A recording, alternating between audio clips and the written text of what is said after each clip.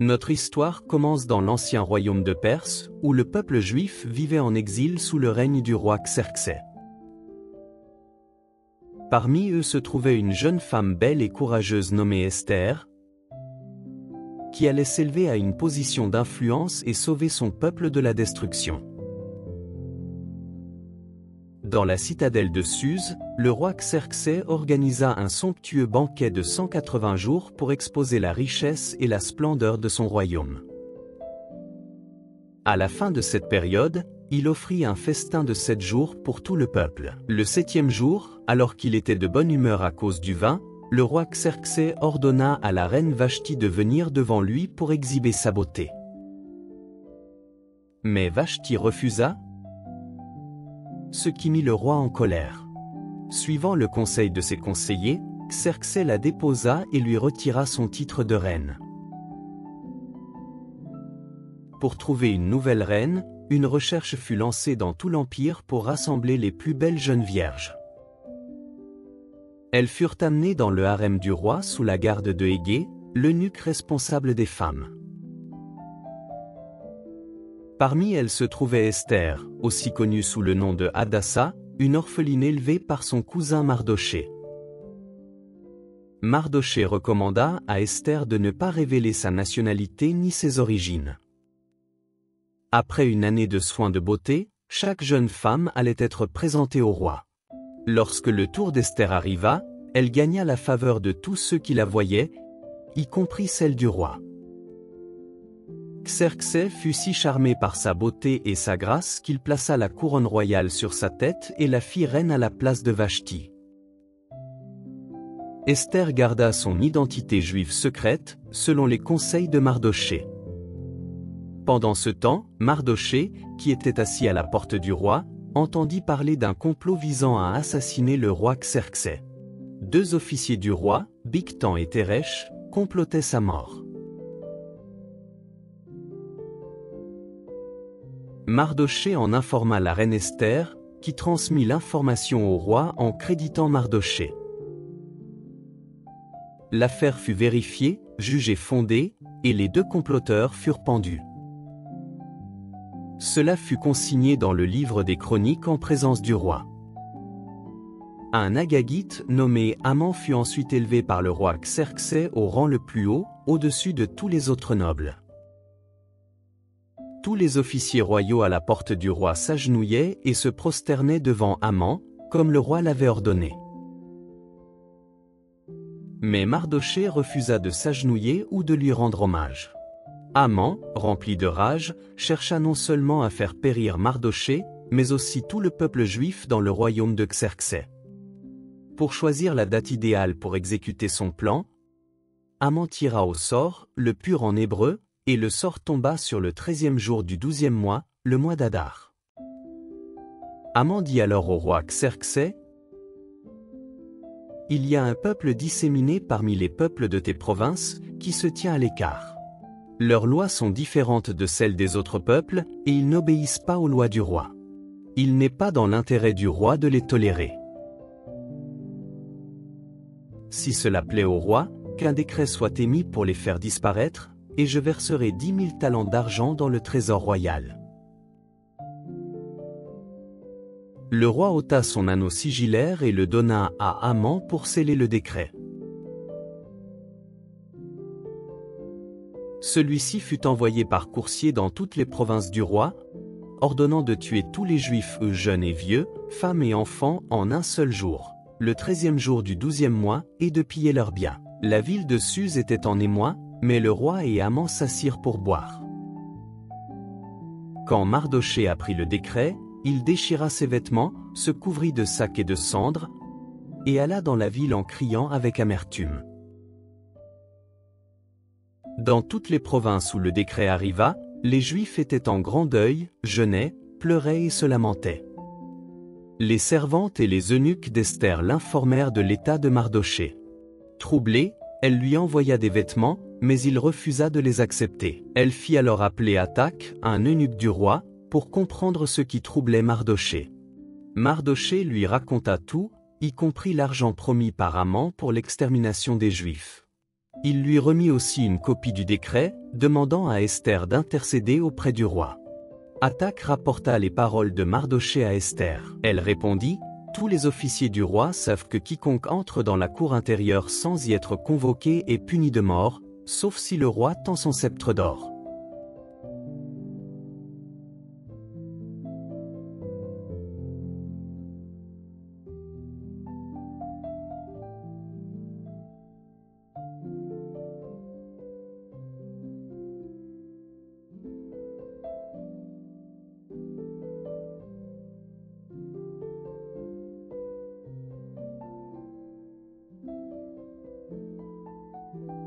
Quand ces paroles furent rapportées à Mardochée, il répondit, « Ne pense pas que tu échapperas seul parce que tu es dans le palais. Car si tu te tais, le secours viendra d'ailleurs, mais toi et ta famille périrez. Et qui sait si ce n'est pas pour un temps comme celui-ci que tu es parvenu à la royauté ?» Esther renvoya cette réponse, « Rassemble tous les Juifs de Suse, jeûnez pour moi pendant 3 jours sans manger ni boire. Moi aussi je jeûnerai avec mes servantes. Ensuite, j'irai vers le roi, même si c'est contraire à la loi. Et si je dois périr, je périrai. » Le 3e jour, Esther revêtit ses habits royaux et se présenta dans la cour intérieure. Le roi, en la voyant, fut favorable et tendit son sceptre. Il lui dit, « Que veux-tu, reine Esther ? Même jusqu'à la moitié du royaume, je te le donnerai. » Esther invita le roi et Haman à un banquet. Durant ce repas, le roi lui redemanda sa demande. Elle les invita à un autre banquet le lendemain, où elle ferait sa requête. Haman repartit joyeux. Mais en voyant Mardochée qui ne se levait pas, il fut rempli de fureur.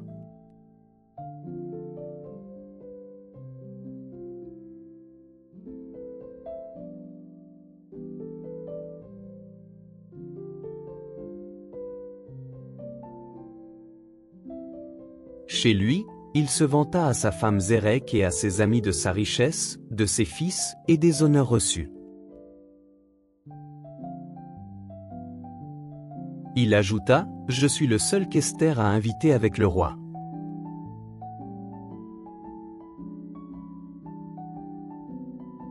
Mais tout cela n'a aucune valeur tant que je vois ce juif Mardochée assis à la porte. Ses amis lui suggérèrent de faire ériger une potence de 25 mètres et de demander au roi d'y faire pendre Mardochée. Haman approuva et fit installer la potence. Cette nuit-là, le roi ne parvenait pas à dormir. Il demanda que les chroniques royales lui soient lues. On y trouva que Mardochée avait dénoncé le complot de Bigtan et Téresh. Le roi demanda, « Qu'a-t-on fait pour l'honorer » ? « Rien », répondirent ses serviteurs.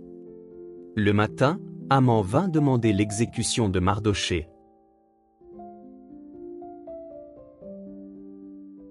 Mais avant qu'il ne parle, le roi lui demanda, « Que faut-il faire pour l'homme que le roi veut honorer ?» Pensant qu'il s'agissait de lui, Haman proposa des vêtements royaux, un cheval, et une proclamation publique.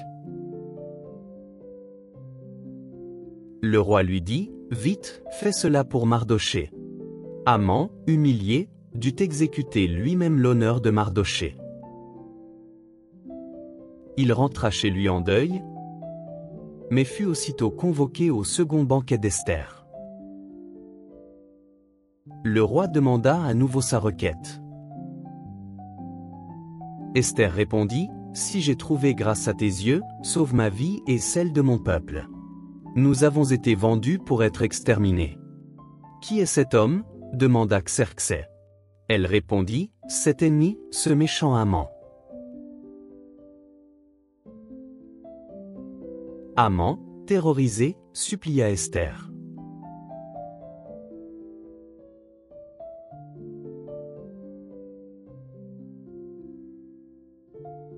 Le roi, furieux, sortit dans le jardin. En revenant, il vit Haman sur le divan d'Esther et s'écria, « voudrait-il même faire violence à la reine dans ma maison? On couvrit le visage d'Aman. Harbona, un eunuque, dit, une potence de 25 mètres est prête chez Aman, pour Mardochée. Le roi ordonna qu'on y pende Aman. Ce jour-là, Xerxès donna à Esther les biens d'Aman.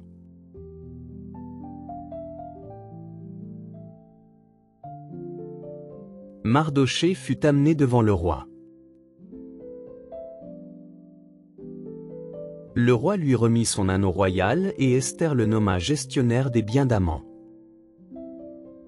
Elle supplia encore le roi d'annuler le décret d'extermination.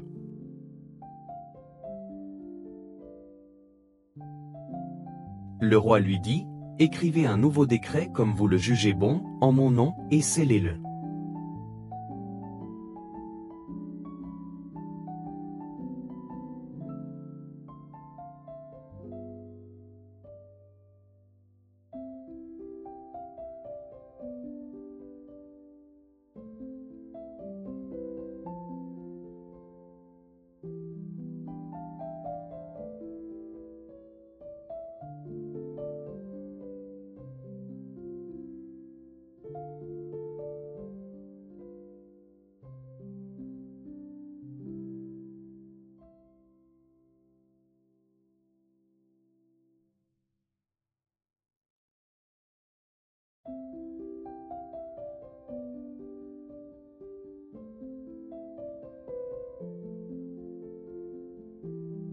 Mardochée rédigea un décret autorisant les Juifs à se défendre.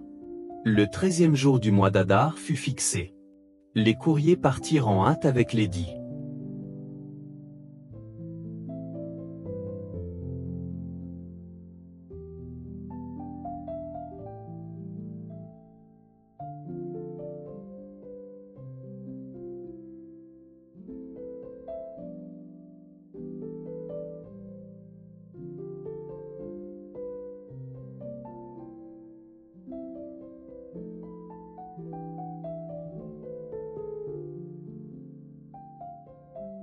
Mardochée sortit vêtu d'un habit royal bleu et blanc, d'un grand diadème d'or et d'un manteau pourpre.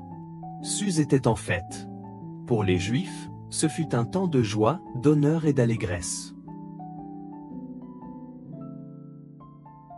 Le jour venu, les Juifs se rassemblèrent et prirent le dessus sur leurs ennemis.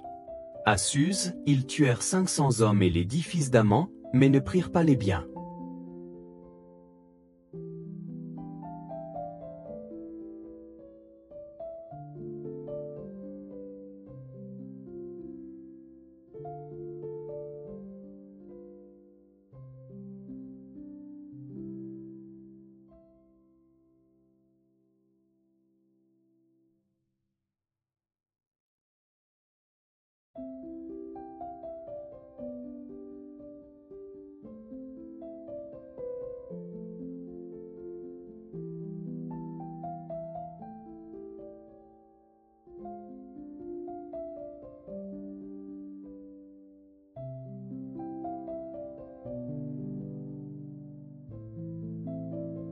Le roi demanda à Esther sa requête.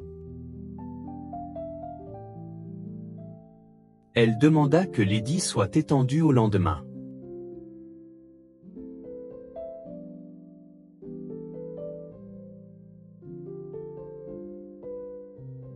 Le roi accepta. Dans les provinces, les Juifs tuèrent 75 000 de leurs ennemis, mais sans toucher aux biens. Le 14e jour, ils se reposèrent et festoyèrent. Mardochée consigna tout cela et ordonna de célébrer chaque année les 14 et 15 Adar, nommant la fête Pourim à cause du pur. Ils en firent une coutume perpétuelle. Le roi Xerxès imposa un tribut à tout l'empire.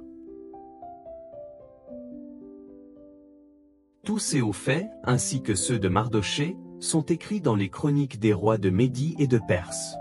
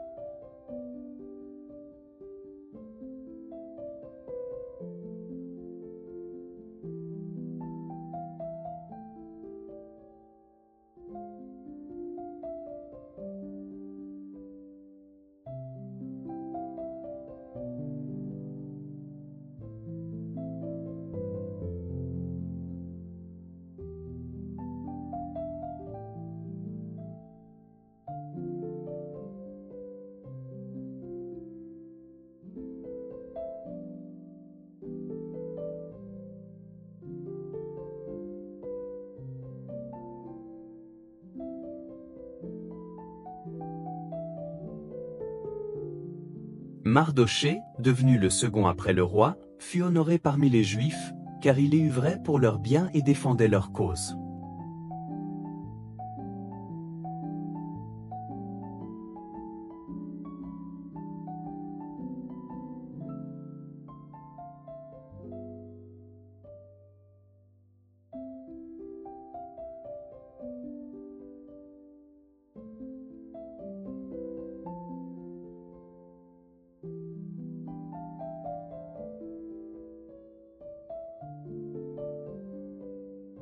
La vie d'Esther est un puissant rappel de courage et de foi. Sa bravoure et sa sagesse ont sauvé son peuple et laissé un héritage d'espoir. Son histoire nous enseigne l'importance de se lever pour ce qui est juste, même au péril de sa vie, et l'impact qu'un seul acte de courage peut avoir dans le monde.